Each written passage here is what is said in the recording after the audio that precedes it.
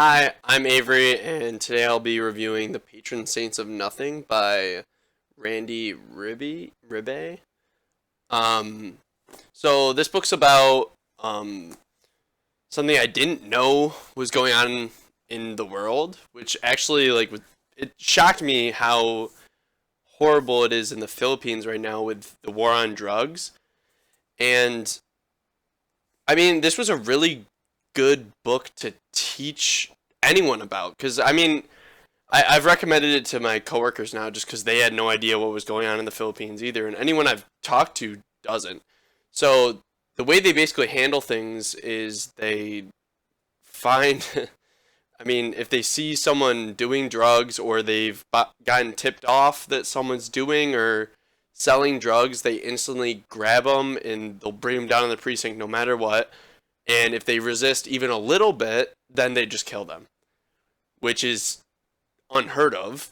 And also, there's also a lot of false accusations. It's kind of like the Red Scare in America, honestly. That's what it kind of reminded me of, but way worse because, I mean, addiction's a real problem that needs to be treated as such. But, I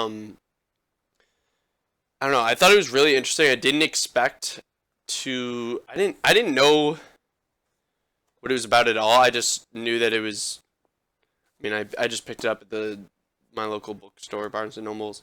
But and I ended up really really liking it. It not only deals with that, but it also deals with coping with death and grief. The main character's super relatable and like I didn't guess the ending. It's kind of a mystery the whole time. So it's about his cousin who died the way that so many other people in the Philippines have died just by getting killed by a police officer for resisting arrest due to drugs. And the more you find out, the more you're like, oh, this isn't his fault, and also he didn't do anything wrong. And you meet his family and how they're like, and like it also here I wrote some notes about it. I have a few things to cover.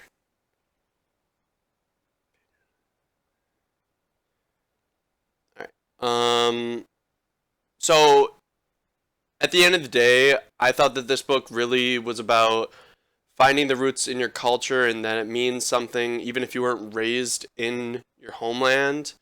Like if you're born there and you're raised in America or you're raised somewhere else, you still have roots to your culture, and even if you're not raised like someone in the Philippines or wherever you're from, that's still going to be a part of your life no matter what, and it doesn't matter when you find that connection. And it shows a lot of if you don't know certain languages, like people will judge you, like your home language, like Tagalog, which was the Philippines language, and like everyone was judging him the whole time, but he just wanted to learn more.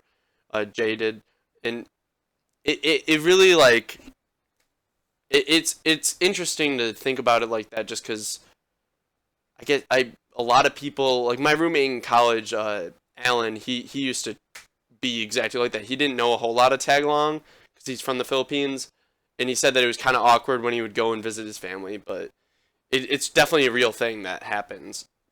They feel like you're too Americanized, and it's a horrible stigma, but this book does a really good job with like saying, "Oh, it's okay," and like you'll come to terms with it. And I think that would be a great book for anyone dealing with those issues for sure.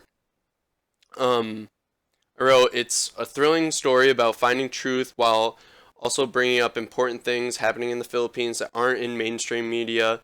I had to do a lot of research while reading this and realized how horrific all the truth was, and it's jarring to find out all of this is happening and no one in America knows or cares anything about that. I mean, yes, we have our own problems here, but it's nice to open your eyes sometimes. Um, while the investigation work the main character Jay does is super interesting, it's so nice hearing about how he feels like he's connecting to his homeland in a new way, and how he feels like he belongs for the first time in a long time. And I'm gonna spoil a little bit right now.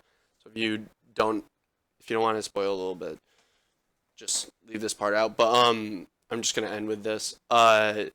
He ends up staying in the Philippines or taking a year off of college to learn about more about his roots, and I was like, and it also breaks. He basically was like, it shouldn't be you graduate high school, you go to college. He basically, and I think that's super important. I think that if not, college isn't for everyone, and I think that if he felt like he needed to be in the Philippines to learn more about his culture, I think that's great. And I thought that that was a really nice way to end the story, just because it left you like, oh, well, he's gonna be okay, even though he's not going to a college that he didn't want to go to in the first place. But overall, I really liked it, and I think you should check it out if you haven't read it.